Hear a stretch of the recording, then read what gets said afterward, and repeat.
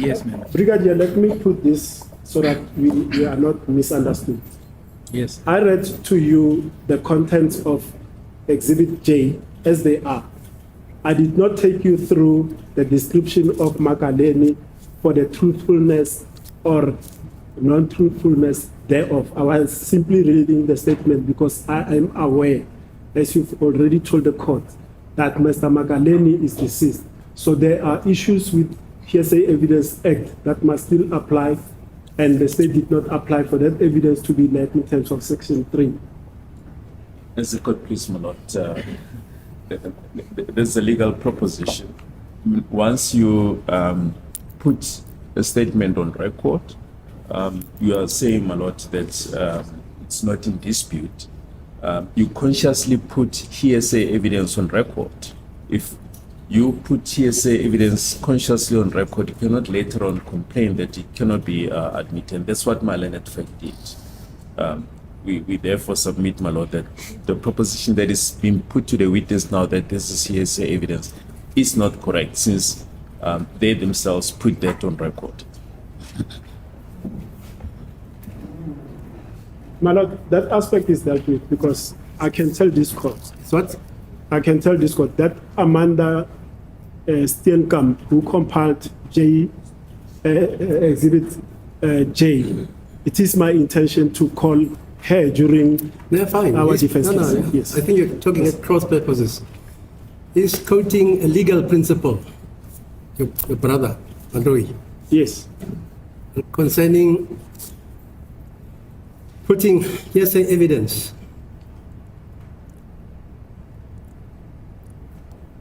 It is. I'm very well aware that it is. I'm very well aware that if I solicit hearsay evidence, it's then admissible. Yeah, right. That's what he's talking about. Yes. So we're going forward because remember my follow-up question to this Makaleni after the description given to Ms. Steenkamp. I asked you whether Makaleni was one of the persons that were in the house, or was it somebody that was just simply passing in the streets? Yes, I do recall that question being asked, my lord. And the reason I was reading that statement was twofold.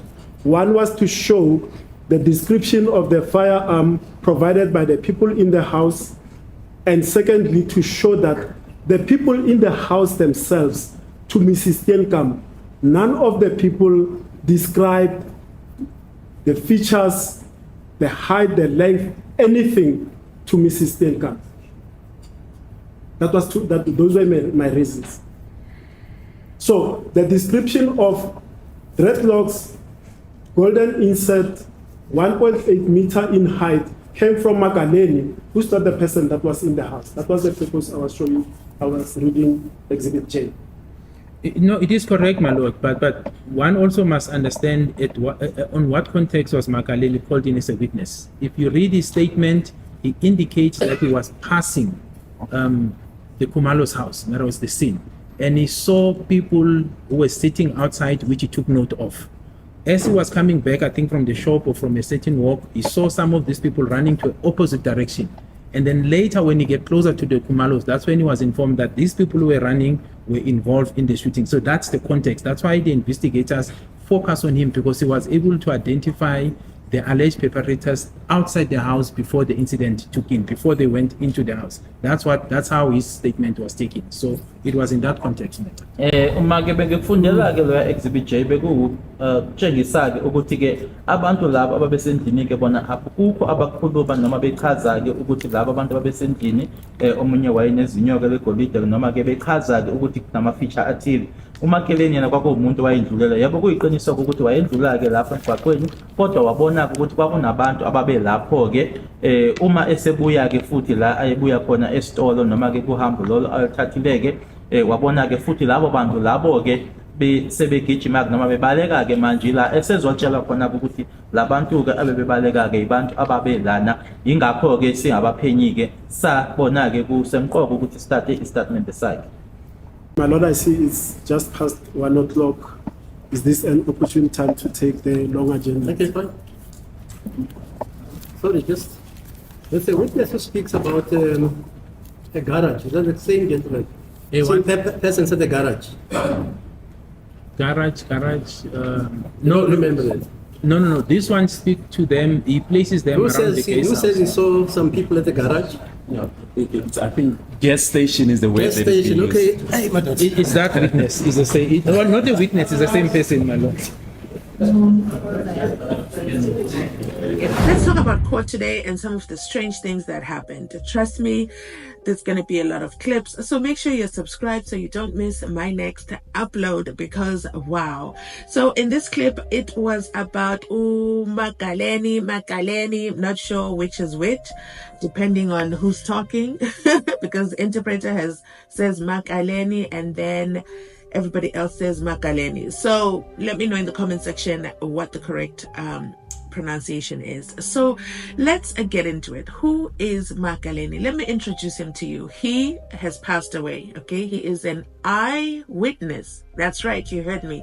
He is an eyewitness, the only eyewitness who is able to identify for the identicate accused number 2. Everybody in the house was too intoxicated to even know how to describe, accused number 2. They could not give any single assistance, to Miss Yvonne Steenekamp over there at the, let's draw the intruders department. She couldn't sketch them from any of the eyewitnesses inside Pagati, the Spaza house. But Makaleni, this random person on the street at about 8 p.m. plus, at night in Vosloris, he has an amazing ability, or should I say he had an amazing ability to spot suspects in the neighborhood. And not only that, he was also able to see their mouths, to see that accused number 2 had a gold tooth insert. Okay, not a problem. That became helpful to the case, and they knew they were looking for someone with a gold tooth and dreadlocks and tattoos. My question then becomes, or should I say my concern rather, is how was he able to see this amount of precise detail at night? Where was he standing? How far away was he when he saw them? Where was the gold tooth that he saw? How gold was it? Was it an entire tooth? How was he able to see the gold tooth at night? That is what stands out the most for me, because he was outside the house, but they don't say outside where. That's my number one concern. And then my main concern with this witness is that they took his words for gold, and that became how they drew up suspect number 2. And not only that, Gininda vows by this man's testimony. Witness statement. Gininda vows by it. He vows for it. There is no way there could be any other option. His is correct. It's just shocking to me. Did they go over there to the Spaza house at night and stand outside and see when someone passes, can you see their teeth? Wow. Also, so when they're talking about this Makaleni, this is when Bongani Ntanzi, I imagine, because of course cameraman is asleep at the switch again, Bongani Ntanzi tries to get Rams's attention, because again, these are trigger moments for Bongani Ntanzi. These are the moments where Gininda says, I never saw Bongani Ntanzi, I never went to check his gold tooth. But Bongani Ntanzi says, the very person, that checked my teeth is Gininda. Come on. For me, that speaks volumes. Why would Bongani Ntanzi point out Gininda? Why would he point him out and say he is the one who checked my teeth? Why not any of the others? Why specifically Gininda? And then even better, why would Gininda deny it? For me, that kind of left a sour taste in my mouth. Why? Why would Gininda deny? It just doesn't make any sense to me, because what does he have to lose by saying, yes, I'm the one who checked his teeth? I don't know. I had these questions, so I wanted to do this video first so that we can talk about it in the comment section down below. So as I was saying, the cameraman doesn't, zoom into Bongani Ntanzi as he's trying to get Ram's attention, and he does this more than once, because we see Rams use his hands to motion him to wait. And then for me, it was Ram saying, listen, Bongani Ntanzi, trust me, I've got this. I know where I'm going. We're not there yet. We are not there yet. I am still walking the good brigadier to the river, okay? And once we get to the river, that is when I'm going to drop my bomb on him. So the questions that he was asking about Makaleni, Rams already knew his end piece. He already knew what he was going to say. He already knew he was going to say, Bongani Ntenzi said, you are the one who checked for his gold teeth. So yeah, I thought that was interesting. I thought it was brilliant as well. At the end of the clip, we see there's some confusion about garage versus gas station. Remember, my lord, okay, always says, I listen in court. And he says, who was the witness that was at the garage? It was quite confusing, because that's what they're all talking about right now. That is Umakaneni. And the judge is asking who was the witness. This whole scene is the witness at the garage. So does my lord actually listen or not? But he uses the word garage, and then my lawyer is like, it's gas station. And Gininda, yes, and Gininda, as my lord walks off, because he's like, whatever, I'm so done with this. As he walks off, Gininda keeps talking. Like, Gininda just is that guy who can't read the room.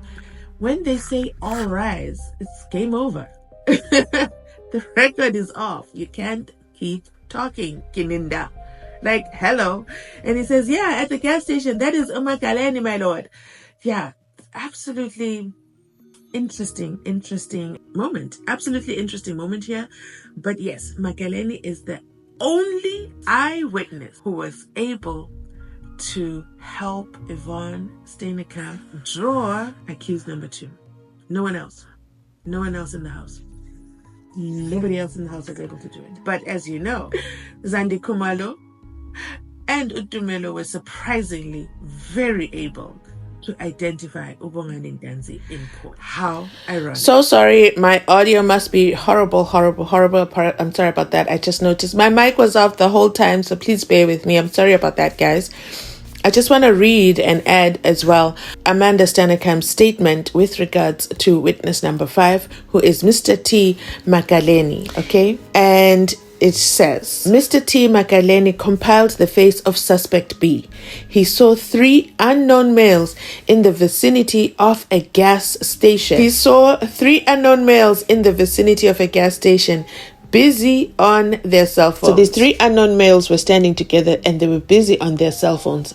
And one of them was just smiling away, showing his gold tooth. But you know what? Let's keep reading. She goes on to say, we saw them again at Kelly's mom's house. Suspect B stood at the gate, an African male, 25 years, 1.8 meters tall, slender built, medium brown complexion, black hooded top.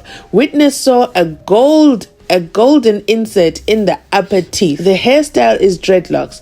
Facial hair is mustache and a beard. The witness saw something in his hand that could have been a firearm. Let me tell you, this witness saw everything. He saw everything, but also didn't call 10-111 with all these details. Okay? Let's continue on. Let me know your thoughts on this. This is, now that I'm reading this a second time, after I see that this is the sole witness that they used to point out Bongani Ntanzi. How ironic. I need to know how far he was standing from these witnesses, how he was able to identify him.